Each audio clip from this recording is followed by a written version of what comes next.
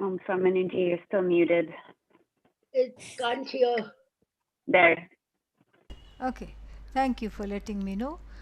ॐ आप्यायन्तु ममाङ्गानि वाक्प्राणश्चक्षुश्रोत्रमथो बलमिन्द्रियाणि च सर्वाणि सर्वं ब्रह्मोपनिषदं माहं ब्रह्म निराकुर्यां मा ब्रह्म निराकरोत् अनिराकरणमस्त्वनिराकरणं मे अस्तु तदात्मनि निरतेय उपनिषत्सु धर्मास्ते मयि सन्तु ते मयि सन्तु ॐ शान्तिः शान्तिः शान्तिः ॐ सहना भवतु सहनौ भुनक्तु सह वीर्यङ्करवावहै तेजस्विनावधीतमस्तु मा विद्विषावहै ॐ शान्तिः शान्तिः शान्तिः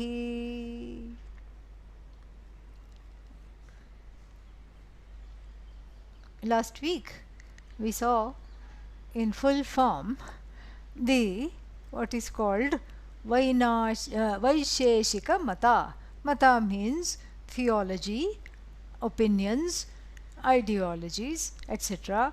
And Vaisheshika is a kind of a logician, has some strange views about the reality of everything. So, whatever you say, sat iti upalabhyate, he or these people will say. Like what? Like for instance, sat is available, yes, existence is. And then what about asat? Non-existence also is. So non-existence is available, sat is available, this is available, that is available, everything is available. And so this is a very confused and confusing theology at best to say, because it doesn't have the the finesse and the sophistication of Vedanta, and then it doesn't also understand. See, all these theologies are promulgated to understand the connection between Brahman and the Jagat. This is how we have introduced the whole thing. So we shouldn't forget that part of the introduction, even though it was several weeks ago. So we have to keep that up front and center.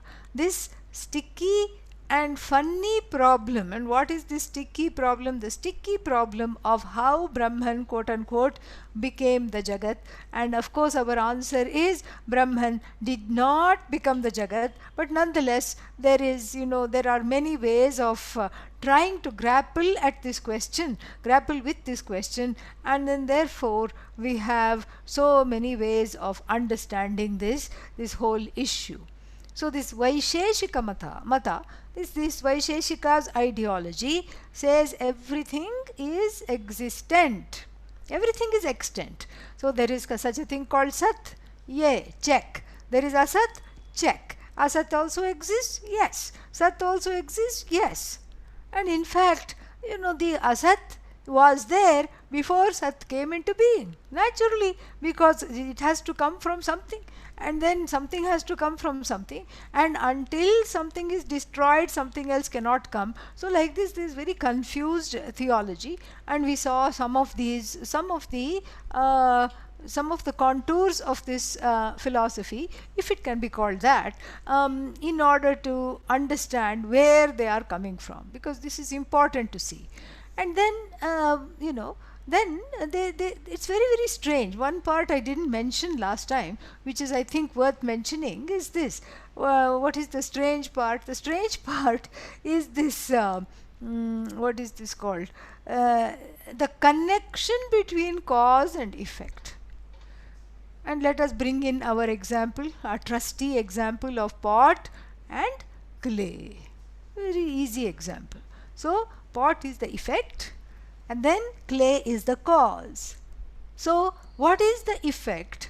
How is the effect connected to the cause? We as Vedantins will say, what will we say? The effect is cause, cause is not effect. This is very easy. In fact, that kind of an orientation, we have been thinking like this and talking like this for so long that we are incapable of thinking any other way. This is a problem actually. That's why Adi Shankara says we have to look at how these people think. At least for a few minutes, step into their shoes and try to see the world and see how, the world is, you step into their shoes, and then you're doing various kinds of asanas, mostly Shirshasana. The whole Vedanta is standing on its head when you are in their shoes. But still it is important, and I'll give you some reasons for that. We've already seen some reasons, but some more occurred to me today, and I will share those with you. So then, but before, let us finish this one more issue about the Vaisheshika theology or ideology. And what is this Vaisheshika ideology? The Vaisheshika ideology is grappling very difficult, very hard to understand the connection between cause, clay, and effect, pot. The clay, pot are examples for us. So we say that effect is cause. In fact, there is no such thing as pot. It's only clay. The weight of the pot is weight of clay. Color of the pot is color of clay. The smell of the pot is actually the smell of clay. So there is no such thing as pot except name and form, nama rupa. So in fact, the whole pot, the entire pot is just clay. Ekameva advitiyam. It's very easy for us. Just one and singular and non-dually singular. That is what we have. But for the Vaisheshikas, they are in some kind of a trouble because pot is real for them. Pot is Sat. And what about clay? Clay is also Sat. Then how about Ekameva Dvitiyam? Forget that. Those are just small words that the Shruti didn't have any other work to do, so it has just tagged them along. Don't take it too seriously. The main thing is Sat. Everything is Sat, Sat, Sat. Pot is Sat means existent. Pot is real. Clay is also real. Okay, Mr. Vaisheshika, do you agree that there is a connection between them? Yes, of course there is a connection between them. Well, I told you one is cause, one is effect. So how is the cause, according to your philosophy, connected to the effect? If you ask the Vaisheshika, Vaisheshika will say the connection between pot and clay is, there is through this entity called Samavaya. Now where is this? What is this Samavaya? It is also Sat. It is also an existent entity that has just come and, like a priest blessing a marriage, a union between two people, this Samavaya has come and blessed the connection between clay and pot. All right. So where did this Samavaya come from? Is it because it should be connected to? It should be somehow connected to either pot or clay. Otherwise, how will we understand? No. Samavaya is the gum, is the glue that connects pot and clay. Ayyo. All right. So, is Samavaya available in the pot? Well, no. All right. Is Samavaya available in the clay?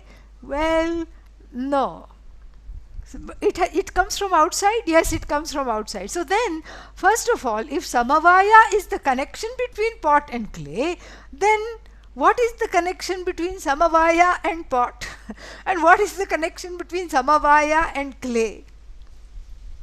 Then we have to say, then we get into a wonderful infinite regress. How? Listen. So then we'll have to say that clay has Samavaya with this Samavaya, and that Samavaya also another clay has, and then, and then by the time, we are done, we'll be just repeating the same thing for the rest of the class. They have no answer for that. So this is Vaisheshika Mata. So there are certain entities, all of them are equally real. Dravya. Dravya means materials. Guna. Guna means what? The adjectival qualities like short, tall, blue, yellow, etc. Guna. Dravya, guna. Samyoga, some kind of a connection. And then Samavaya, this glue that connects the cause and effect together. And all of them are existent. and then they will therefore not accept ekameva dvitiyam, they will not accept at all. So after doing this just a sketchy understanding, after the discussion of the Vaisheshikas, we now go to Vainashikas, aka Buddhists. And so various strains of Buddhism which talk about nothingness being the reality of oneself, the Jagat, and of course God, Bhagavan, Ishvara, whatever you want to say.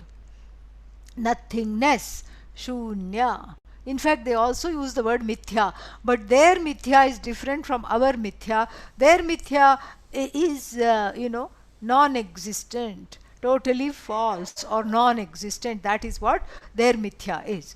And so, we have mithya also, but that mithya is connected to Sat. For us, mithya is Sat. For them, there is no Sat. Only mithya, mithya, mithya, mithya, mithya. What kind of a philosophy is it? If mithya is, only there, then mithya becomes Sat. If there is no Sat, mithya becomes Sat. And if you are having some, second thoughts about these Bhashya classes, like why should I study? Why should I study these Vaisheshikas? There were some people, they have died long ago, and then along with them their philosophy has gone. And these Vainashikas, who were they? Why do we have to do all this? I like Shvetaketu, and I like how he came back from university and then wanted to know the Atma Vidya and asked his father, and his father asked him some question. All that was wonderful. Let's get back to the text. Why are we veering off into all these? Why? That's why it's called Vaisheshika. Why? Why Nashika? Why Sheshika? Why do we have to do all this?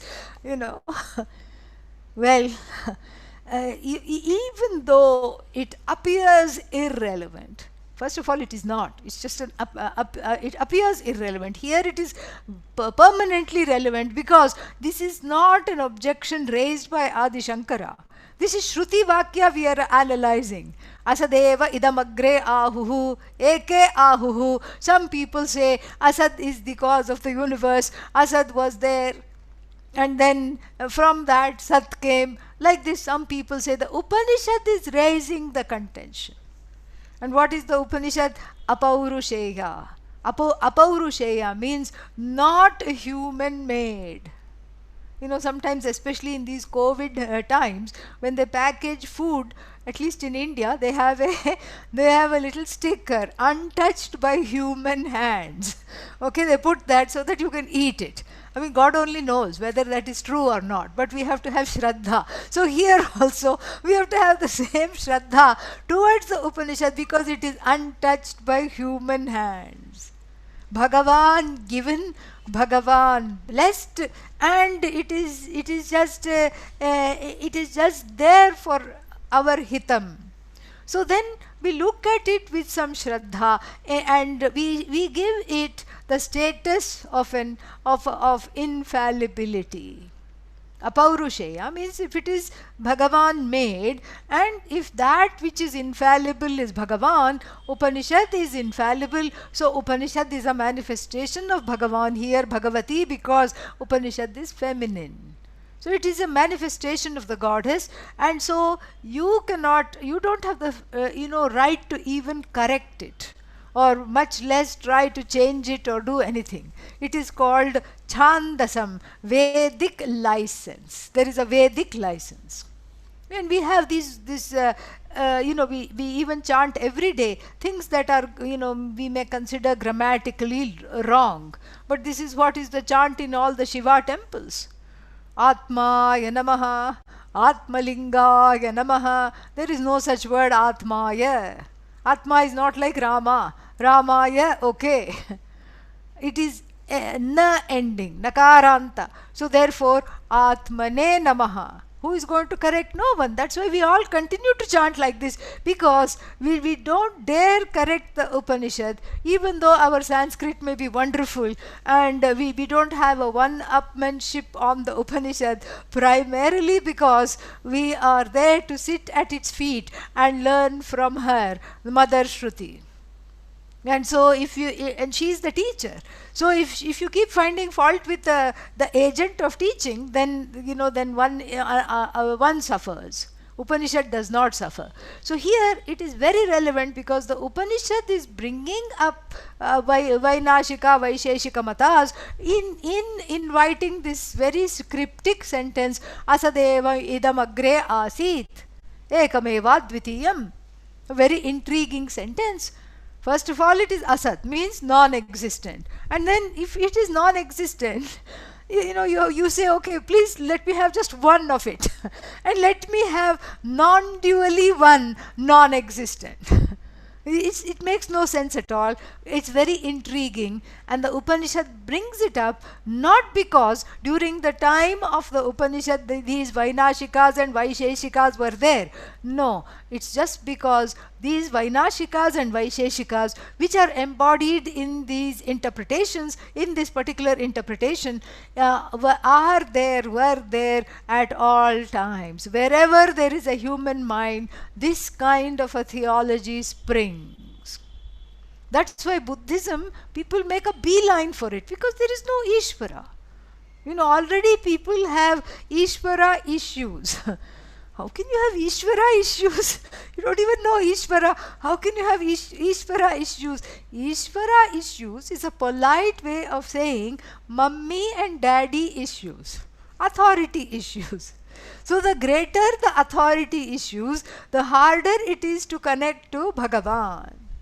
Number one. Number two, in predominant religions, predominant religious cultures, especially the mainstream religions, the idea of God from childhood is pushed down the throat with the help of a stick. You have to believe. God is there. Oh, what does this God look like? He is formless. But they are very convinced it's a he. Has to be a he, cannot be a she.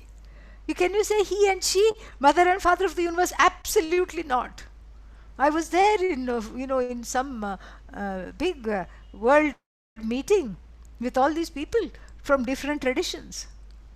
And from our side, we just said put one clause, because they had said God the Father. We said, it doesn't represent all the religions, especially indigenous traditions and our traditions. And so we should just say God invoked as mother and father. Mother or father, we said.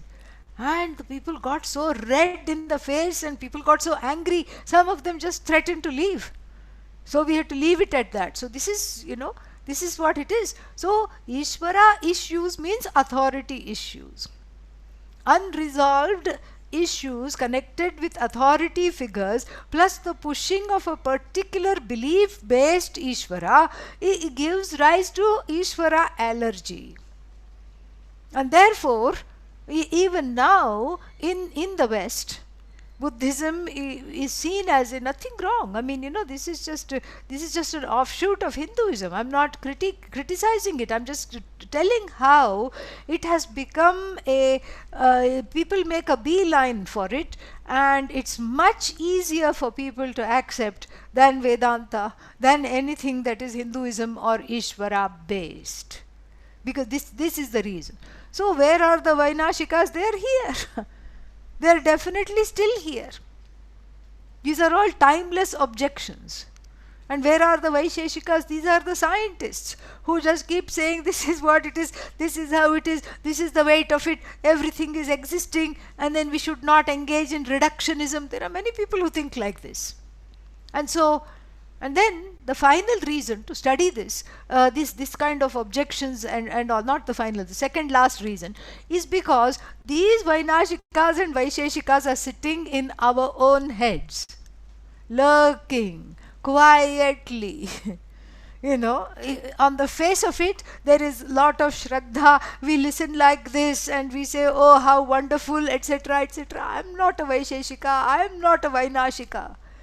But then these ghouls, the ghosts of Vainashika and Vaisheshika kind of thinking, they haunt in the form of apasmara, like this little asura that sits at Lord Dakshinamurti's foot. They haunt. They haunt because somehow one has picked it up through socialization. These kinds of ideas have gone in this wrong thinking, and the wrong thinking has to be banished. And that is why we keep engaging relentlessly in this kind of arguments and counter arguments.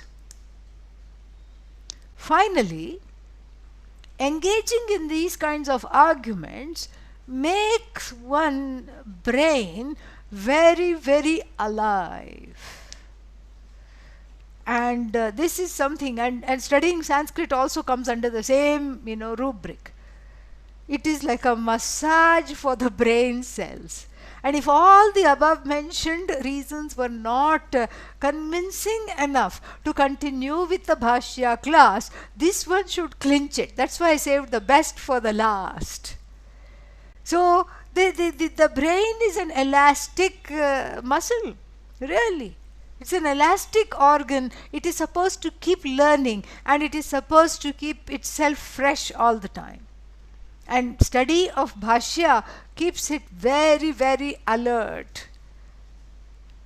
And then one, what is that called? One unexpected result of Bhashya study is that nobody will be able to out-argue you.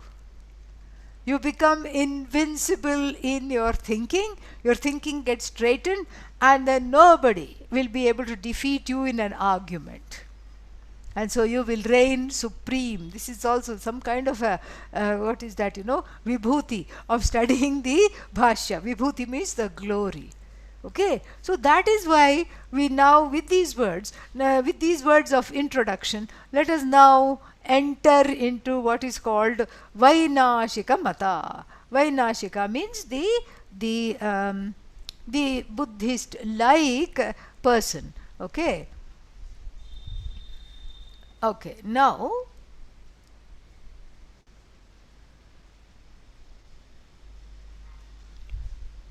did we finish this part? Satyameva eva. Did we finish this part on page 5? Satyameva. I'll just read it so that if we didn't finish it also, we'll have a connection. I think we have finished it. Satyamevam syat idanim pragutpattehe tu naiva idam karyam sadeva asit iti abhyupagamyate vaisheshikaihi pragutpattehe karyasya asatva abhyupagamat na cha ekameva सत् अद्वितीयं प्रागुत्पत्तेः इच्छन्ति तस्मात् वैशेषिक परिकल्पितात् सतः अन्यत् कारणम् इदं सद् उच्यते मृदादि दृष्टान्तेभ्यः. So therefore here we insist तस्मात् वैशेषिक परिकल्पितात् सतः अन्यत् कारणम्. So we do not subscribe. Just FYI, to conclude this portion, we do not subscribe to the Vaisheshika's philosophy that everything that you see is as real as it gets. We do not subscribe to that at all. And then, so therefore, we posit a different understanding of Sat than their understanding by bringing in the cause-effect example. So, Karanam idam Sat uchyate. How do we bring in this through this argument? Through the examples Mridadi Drishtantebhyah. There were 3 examples that were given. Mrit, clay and pot, number 1. What was number 2? Gold and ornaments, and iron and nail cutter. Steel, iron, or whatever it was, some kind of a metal, and nail cutter made of the metal. So now we enter into the Shunyavadi, the zero, the person who says the truth of the world is nothing and everything is untrue and false. Tat tatraha etasmin pragutpattehe प्रागुत्पत्तेः वस्तु निरूपणे वस्तुनिरूपणे एके एके वैनाशिकाः वैनाशिकाः आहुः आहुः वस्तु निरूपयन्तः वस्तुनिरूपयन्तः असत् असत् सद् अभावमात्रम् सद् अभावमात्रम् प्रागुत्पत्तेः प्रागुत्पत्तेः इदम् इदम् जगत् एकम् एव जगत् एकमेव अग्रे अग्रे अद्वितीयम् आसीदिति अद्वितीयम् आसीदिति सद् अभावमात्रं हि तत् अभावमात्रं हि प्रागुत्पत्तेः प्रागुत्पत्तेः तत्त्वं कल्पयन्ति बौद्धाः तत्त्वं कल्पयन्ति बौद्धाः न तु न तु सत्प्रतिद्वन्द्वी तत्प्रतिद्वन्द्वी वस्त्वन्तरम् वस्त्वन्तरम् इच्छन्ति इच्छन्ति यथा यथा सत् च असदिति तच्च असदिति गृह्यमाणम् गृह्यमाणम् यथा भूतम् यथा भूतं तद्विपरीतं तत्त्वम् तद्विपरीतं तत्त्वं भवति इति नैयायिकाः भवति इति नैयायिकाः introducing this particular mata. Mata means this particular philosophy. Introducing this philosophy, Adi Shankara gives a little bit of a background. And what is this background? Let us see. So he says, Tatha, see, he very cleverly takes the same sentence. What is that same sentence? Eke ahuhu asadeva idamagre asit, which is that mantra which we just started to talk about. So he takes that same thing, eke tadha eke ahuhu asadeva idamagre asit ekameva dvitiyam tasmat satah asatah sad ajayata. He takes that same same sentence and then unfolds the Vaisheshika Mata, and he is going to take the same sentence and present the Vainashika Mata. Vainashika was a philosopher of some kind, and then he was, his followers, as I told you last time, are the ones who are talking about this this particular way of looking at everything as zero, as non-existent. And as I said, the Upanishad recognizes this way of thinking, and so we have to give it the benefit of doubt, because it is here in the Upanishad itself, and it also forms part of the Brahma Sutra. In the Brahma Sutra, especially in the second chapter, all these fellows are taken. Adi Shankara takes them and, like in the comics, spins them around and throws them off. Not them, but these strange philosophies. And then one can say, and even Adi Shankara does this because Lord Vyasa, who wrote the Brahma Sutra, does this. So does that, and then so there are all these contentions. Oh, Vyasa must not have been the author of Brahma Sutra because the Buddhists were not around. The Buddhists need not be around.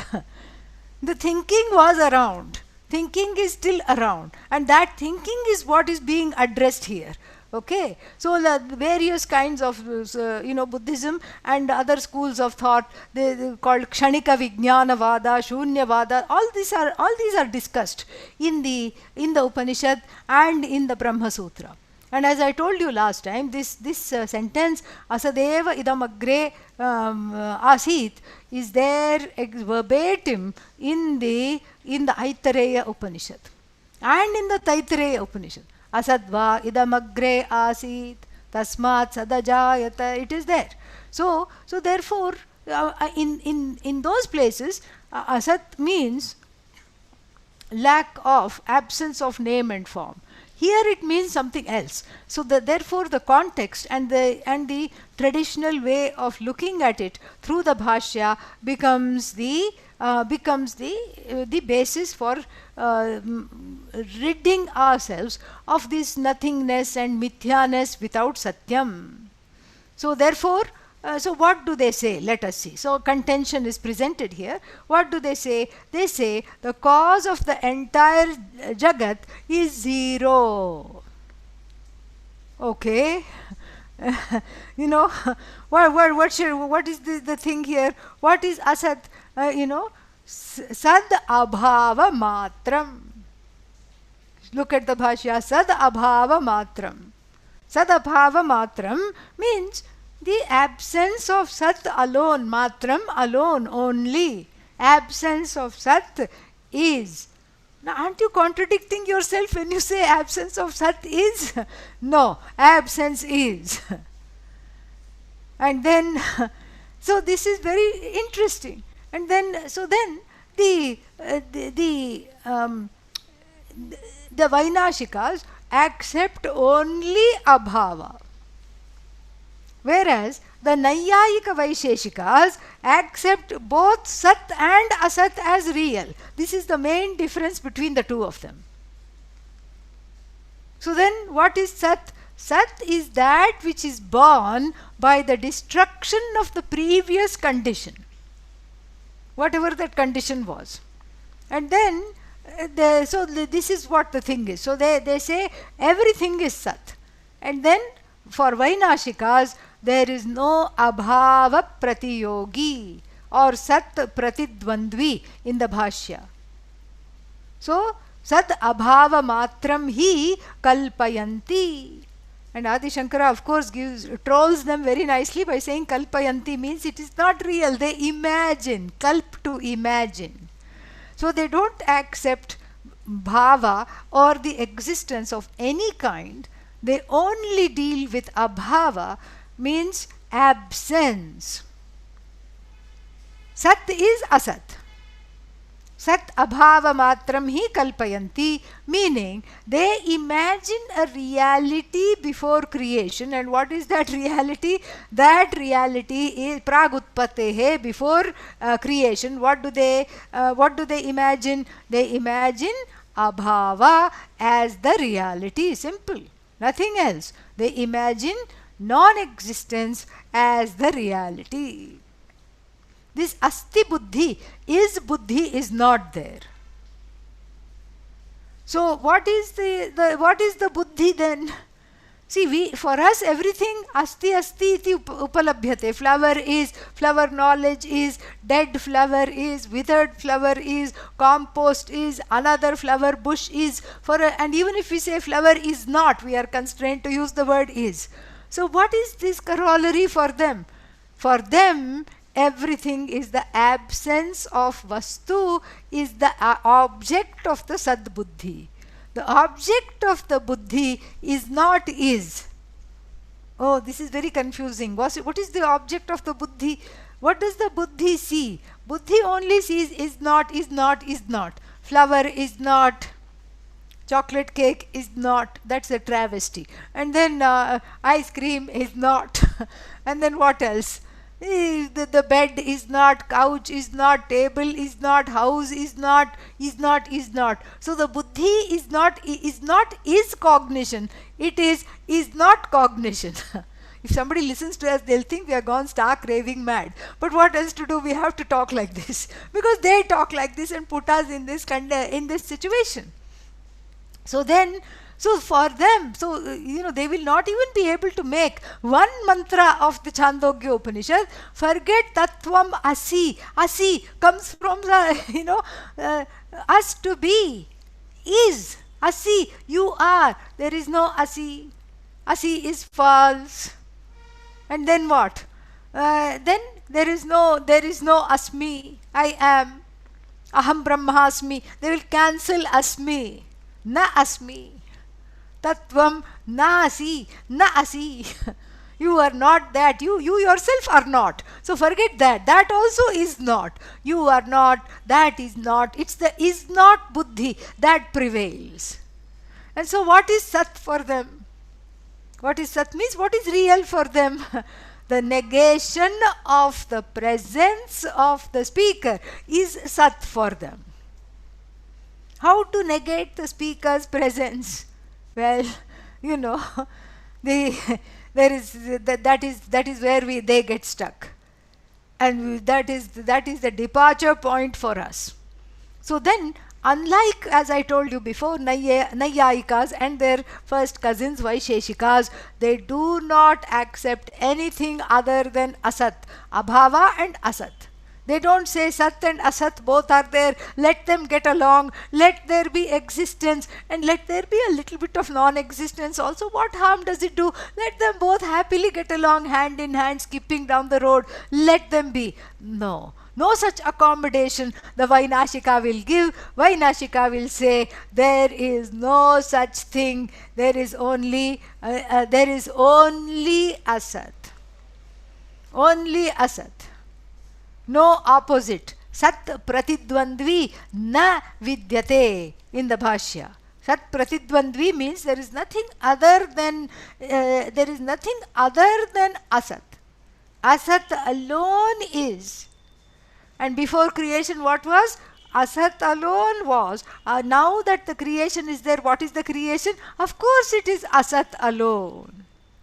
And therefore what? So then, idam jagat ekam eva asid advitiyam asad iti.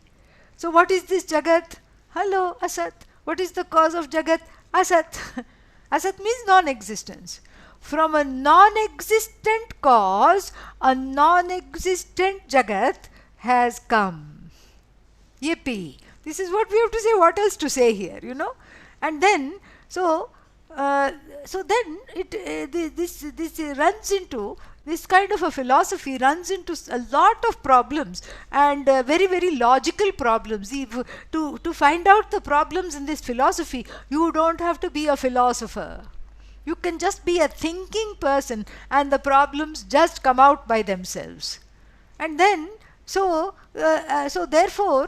if you ask them what is real, they will say Asat.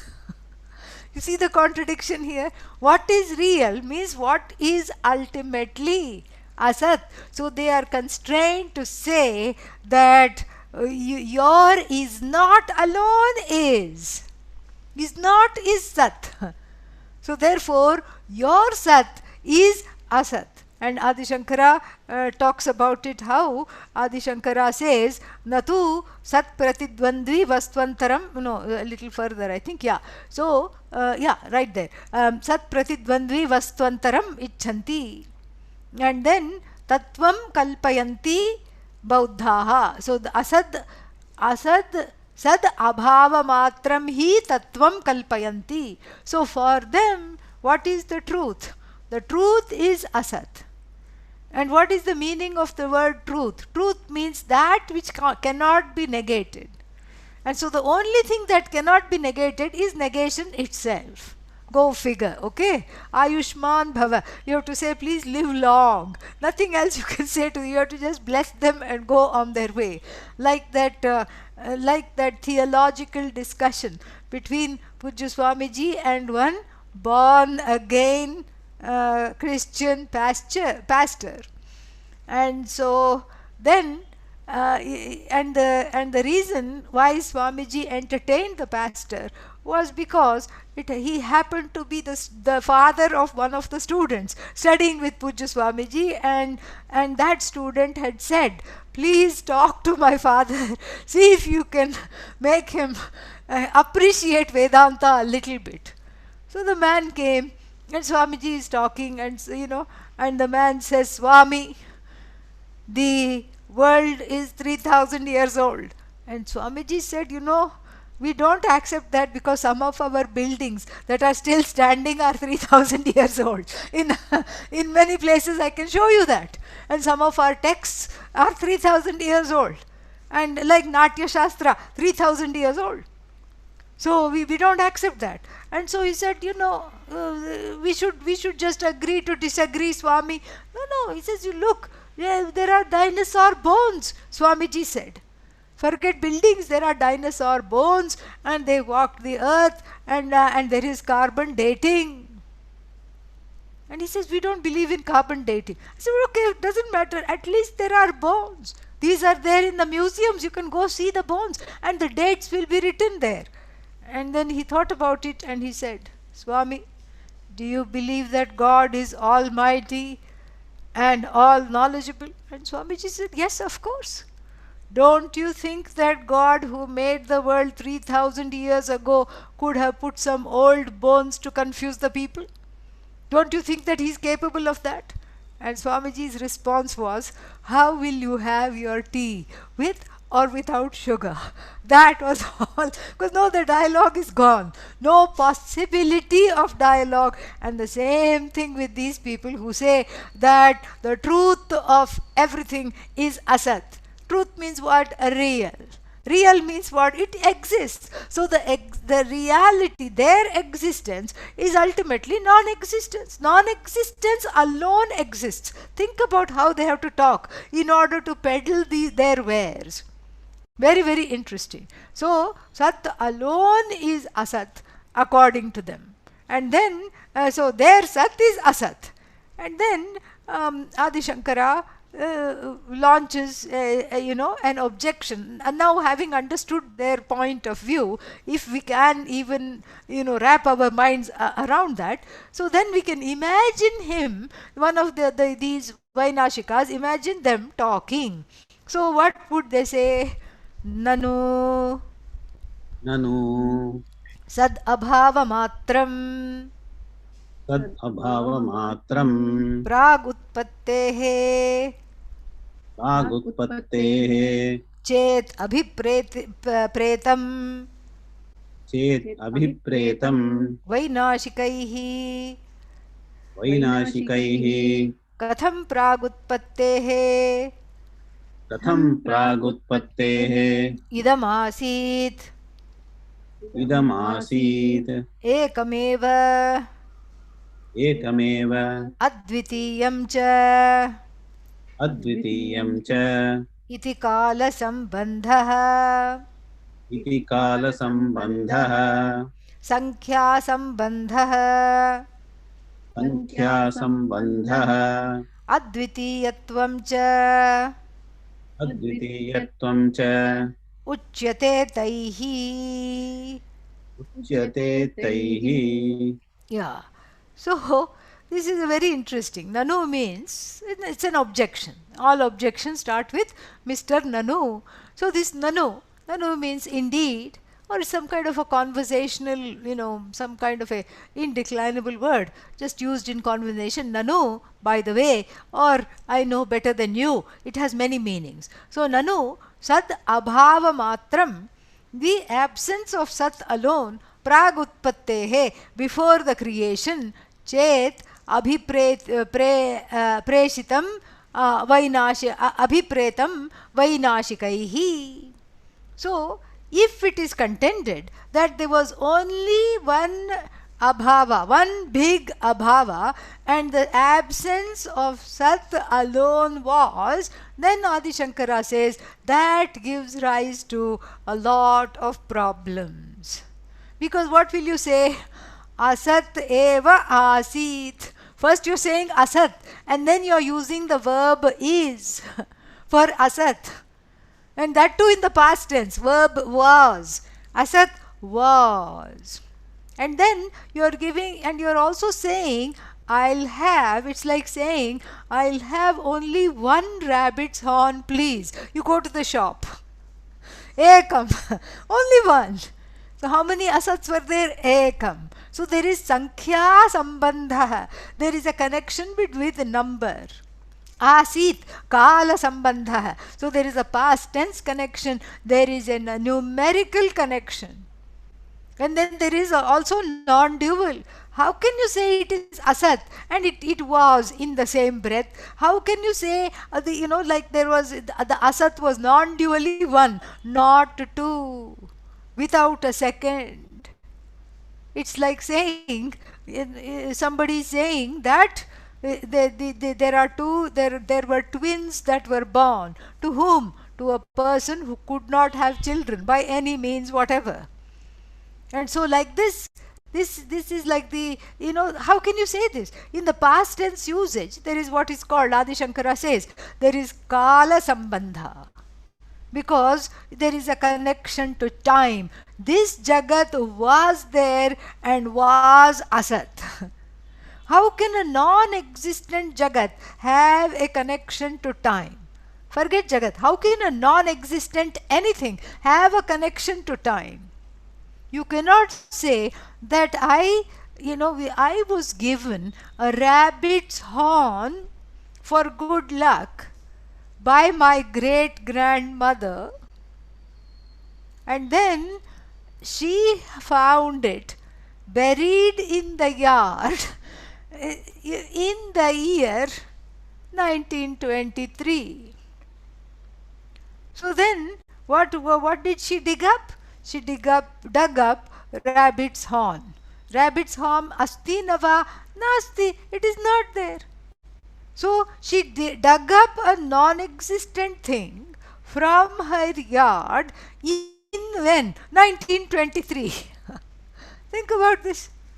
So then if it is non-existent, then what does it have to do with time 1923? It has no connection. Non-existence cannot have connection to time. In fact, it cannot have any connection. Then how can a now forget the rabbit's horn, put the word Jagat in its stead. So how can a non-existent Jagat have a time connection, temporal connection? How will you put it? Non-existence was. Very strange. And then how can it have a Sankhya Sambandha? Sankhya Sambandha means how can it have a connection, a numerical connection? I'll have only one rabbit's horn. I don't want too much good luck. So just one horn is enough, please. So this is what is the problem, because they don't accept anything other than abhava. Basically it is bhavasya abhava. It's the non-existence of Sat. Bhavasya abhava. So therefore, this is what he finds some faults with it, and then he says, let us read the bhashya further. Badham. Badham. Na yuktam tesham. Na yuktam tesham. Bhava abhava matram. Bhava abhava matram. Abhyupagacchatam. Abhyupagacchatam. Asatva matra. Asatva matra. Abhyupagamaha api. Abhyupagamaha api. Ayuktaha eva. Ayuktaha eva. Abhyupagantuhu. Abhyupagantuhu. Anabhyupagamana gama anupapattehe. Anabhyupagama Anupapattehe. Very interesting. So, Badham means so be it. Tathastu. Let them be like that. Okay. Badham also means okay. Fine. And what is na yuktam tesham bhava abhava matram abhyupagacchatam. Tesham abhyupagacchatam bhava abhava matram na yuktam. Tesham, for them. Who is them? These Vainashikas.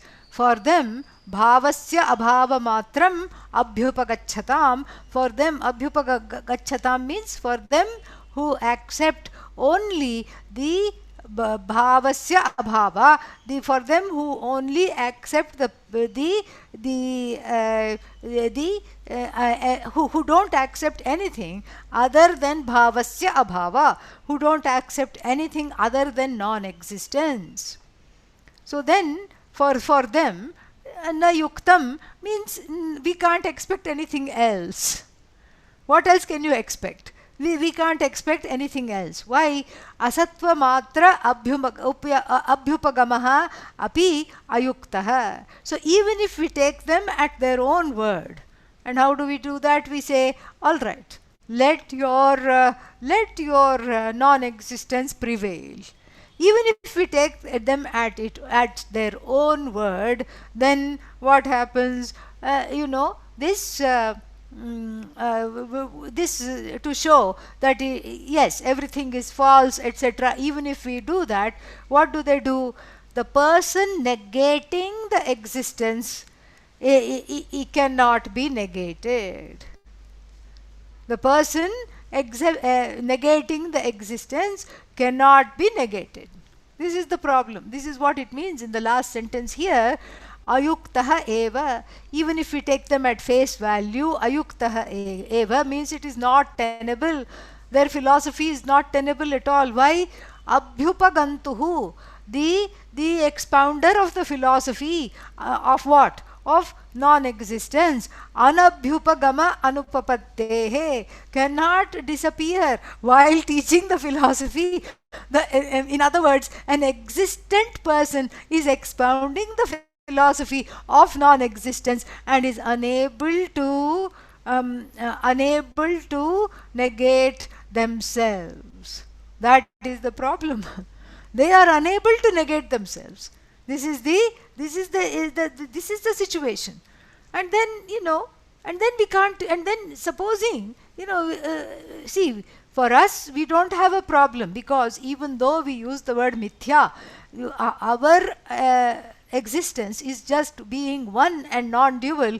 Everything goes and joins that sadvastu atma brahman. The rest of it is anirvachaniya. Anirvachaniya means it's neither sat nor asat.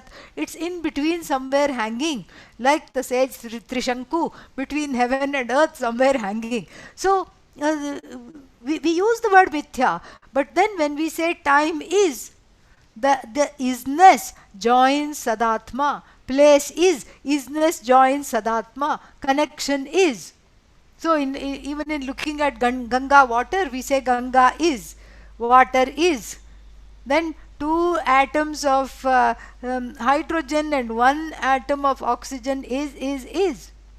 The is belongs to Atma. The rest of it is just word and meaning.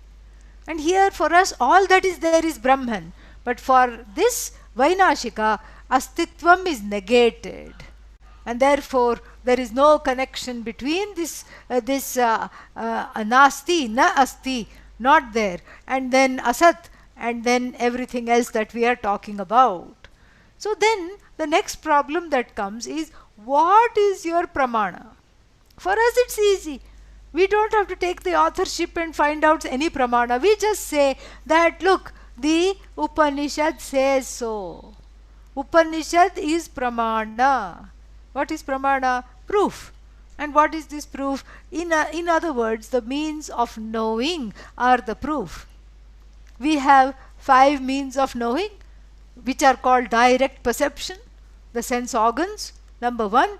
Then we have inference, number 2. And inference is again of 2 kinds, just a regular inference, and then what? Just a one-step inference. You wake up, the roads are wet, and then you conclude it must have rained. And more than one step inference. And then what is that? we bring in one fellow called Devadatta. And then we say, we have a maxim, Devadatta never eats during the day. 1 month later, the fellow is put on the scales. He's actually gained a few ounces. And then what is the conclusion? So we have 2 steps here. First step is the information, Devadatta will not eat during the day. And then what is the next step? The next step is that Devadatta is what? Put on weight. So then what happens? What do we conclude?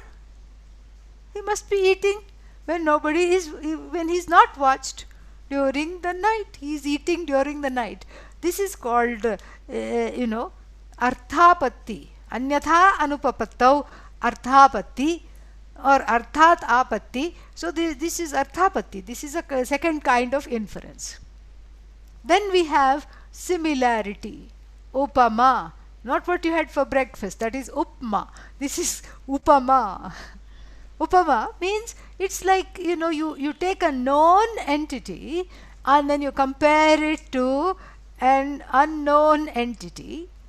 And then when you then go to know the unknown entity, then what happens? You are aware, you are made aware that this is, this is what they must have been talking about. Now I know.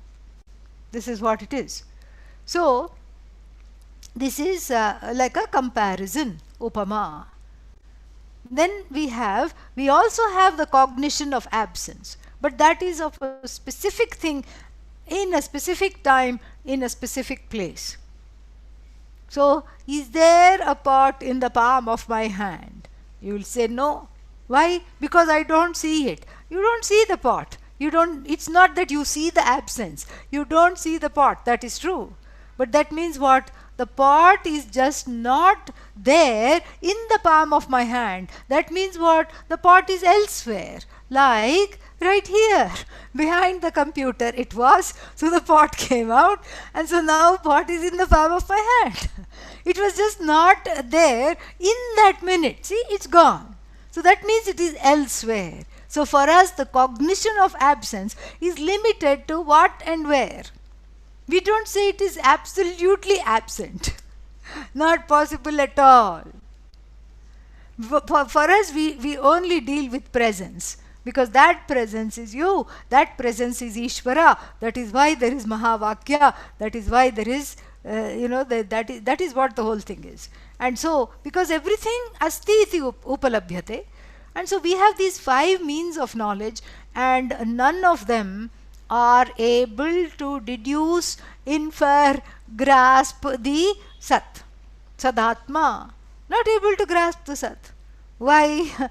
Because we need a different pramana, because these pramanas are operated by whom? By the pramata, knower. By the ahankara, who has crowned itself, the ego has crowned itself to be the be-all and end-all of everything.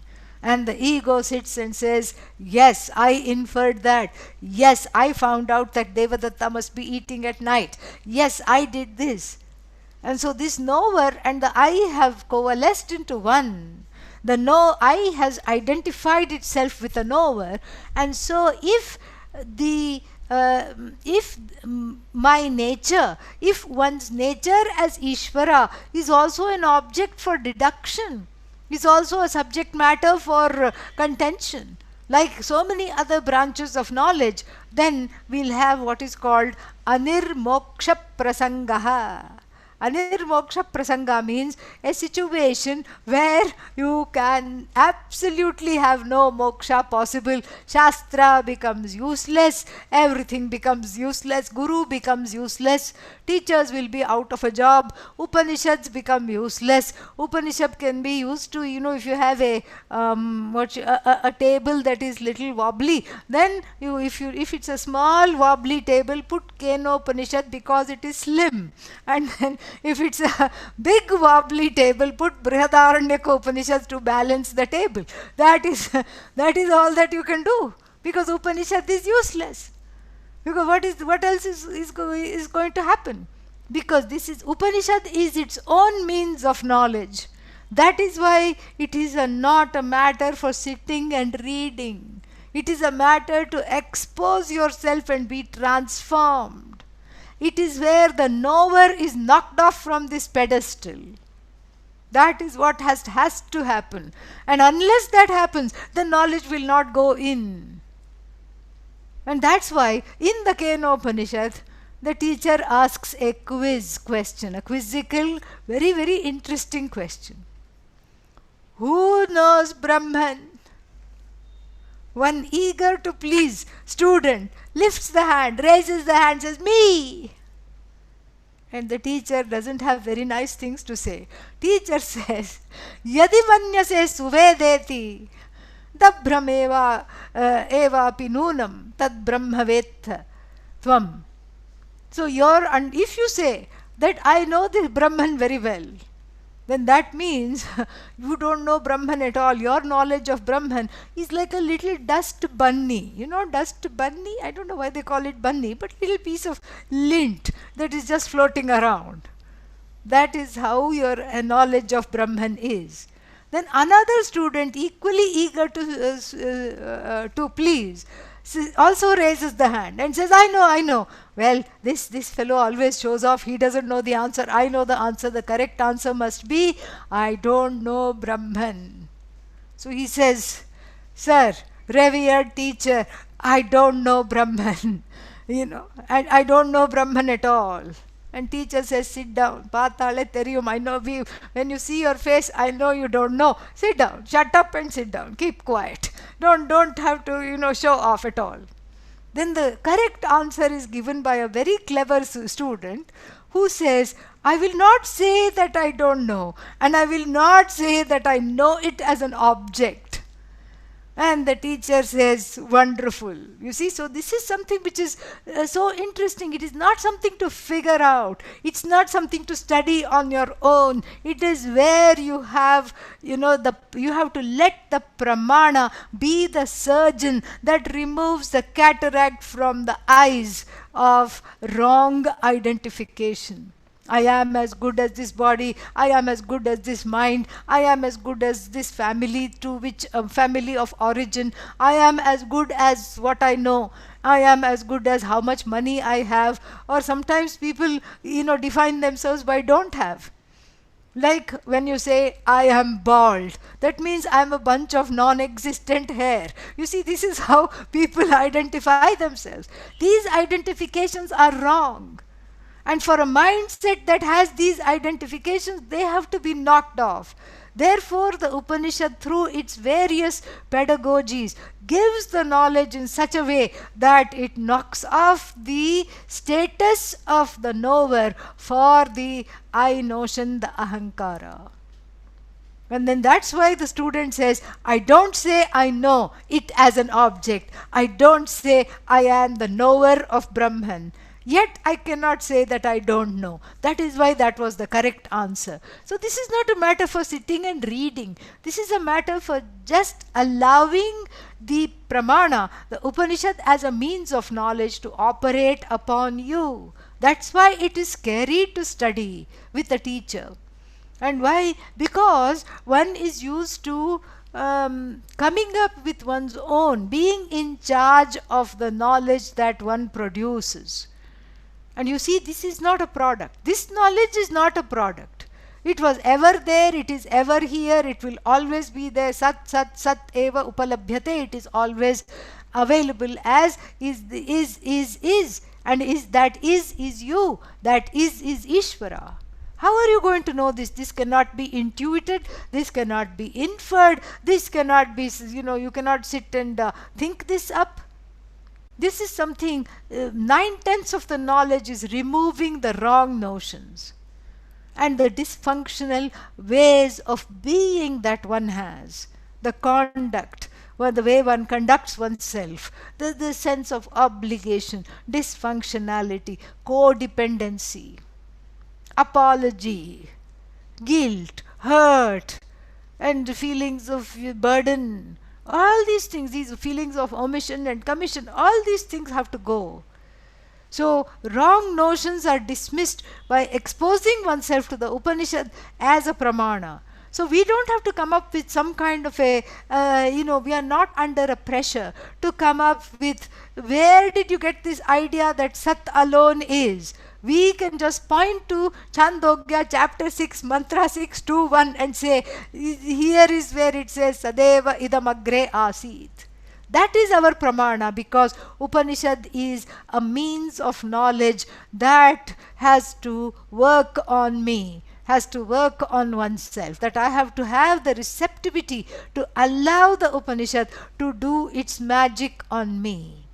This is not something to just memorize and study. This is not a head thing. It is actually a heart thing. The heart has to blossom like a lotus in the sun. That is what it has. Otherwise, there is no point. One can be studying all the time and then one is looking like this all the time, Yeah, I know, okay, no Upanishad. Yeah, I studied it. What is the point? No, I am supposed to, na hrishyati, and I don't this thing, na kankshati, I don't wait for anything, I'm beyond elation, and I'm beyond despair, I have to look like this. What rubbish, you know. This is all wrong ideas about a jnani, about a person of knowledge. Very wrong. And all this has to go. Once this goes, then the joy that is there is palpable. But for that joy to be discovered, it's already there. But for that joy to be discovered, to discover that joy, one has to let go of the drama. And then you replace the drama with Rama. You remove the D, and then all you have is Rama. that is what the idea is.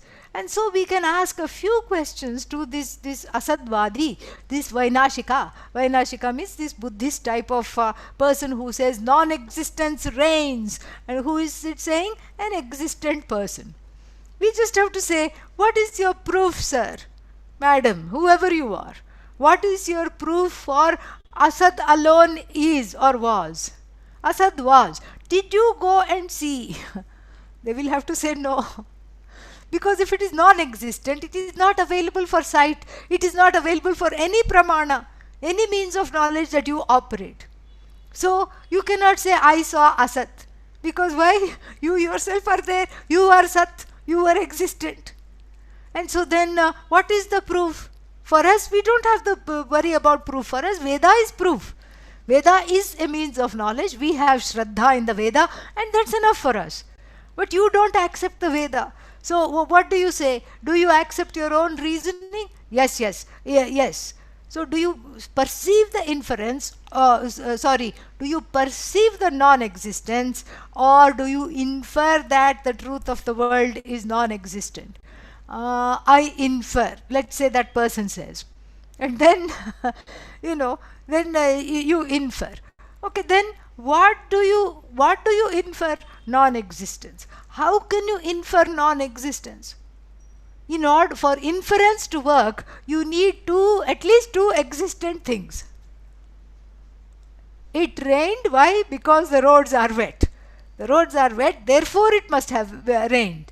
And so you need at least two things. If the postulates themselves are non-existent, how can inference work? Inference cannot work. And then, so that means, so what is the truth for you? Mithya alone is. That means Mithya is Satyam. So the no truth becomes truth for you.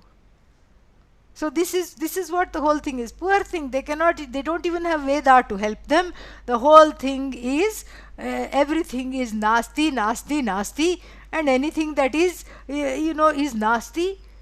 And very, very sad contention. And then, it has to, then Adi Shankara is going to defeat it very beautifully. And then in the next thing, and then he's actually to defeat them, he's going to use one more mata. Mata means a philosophy. And he's going to use the mata of Purva Mimamsakas. Purva Mimamsakas means these are people who believe in karma. Action alone is the way to moksha. You dig yourself out of the samsara hole with the hoe, with the hoe and the rake of Shraddha, Bhakti and action. And the result of action is moksha. This is their contention. So he uses the Purva Mimamsaka. Purva Mimamsaka are, they only believe in the first part of the Veda. They have nothing to do with Vedanta, because Vedanta has no action whatsoever. It is to allow oneself to understand that one is not the agent of action. So we will see that tomorrow, how the Purva Mimamsaka's view is used to refute the Bauddhas and the non-existence Vadis. We'll see that tomorrow. पूर्णमदः पूर्णमिदं पूर्णात् पूर्णमुदच्यते पूर्णस्य पूर्णमादाय पूर्णमेवावशिष्यते ॐ शान्तिः शान्तिः शान्तिः हरिः ॐ श्रीगुरुभ्यो नमः हरिः ॐ थैंक यू